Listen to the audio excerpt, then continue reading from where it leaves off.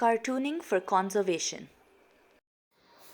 These days, we often come across news about biodiversity destruction that humanity is collectively causing.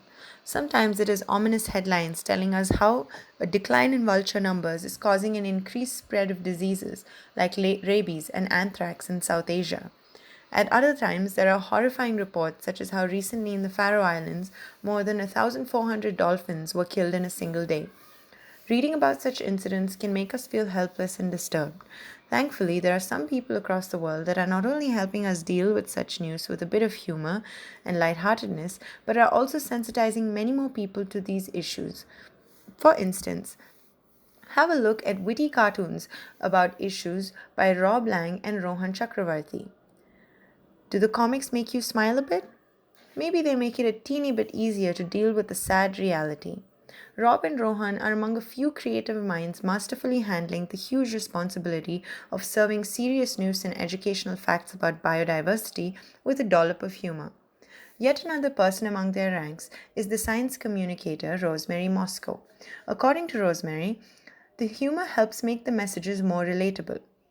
She says, when I attach a joke to a fact, people share it around because everyone loves to laugh.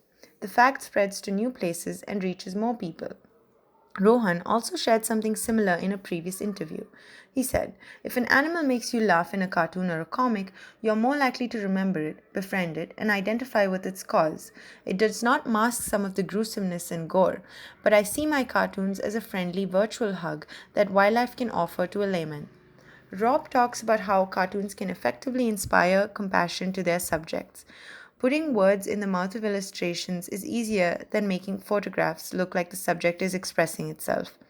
He believes, no matter how hopeless the situation might be, I will always have a glimmer of humor mixed in, which for me is like a drop of hope in a soupy storm of despair.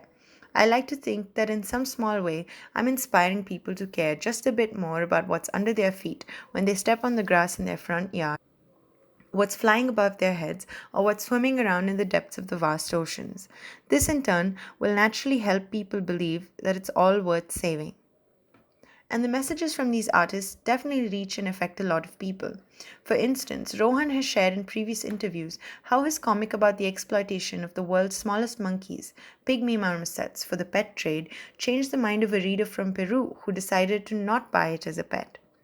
The same goes for Rosemary, who has also mentioned in interviews about a chart she created on what to do if you find a baby bird out of its nest, which was useful to a lot of people.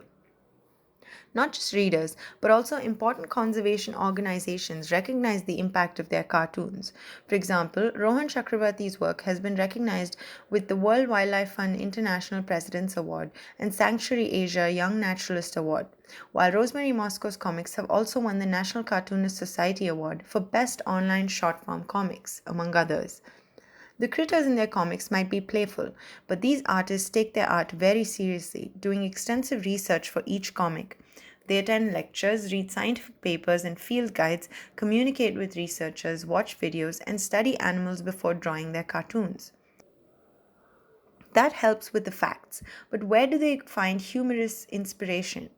According to Rosemary, nature is really funny. You can go into the woods and find 20 or 30 hilarious potential comic prompts wherever you go. Rohan has attributed his sense of humor to his pet dog, Natwar Prakash, who would make him laugh heartily.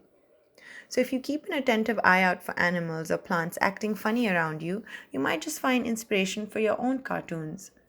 Yet another artist using his skills to make a difference is Rohit Shukla. By profession, he is an Indian forest guard in the Madhya Pradesh Forest Division, but he also paints simple and beautiful cartoons on a variety of issues about wildlife, drawing from his own experiences. His cartoons have been widely shared across various social media platforms and are used to educate field staff and the masses alike. Hope you check out their work, share it widely, and find inspiration to come up with your own unique perspective on nature. After all, for the tough challenges that lie ahead of us, we are going to need all the laughs we can get.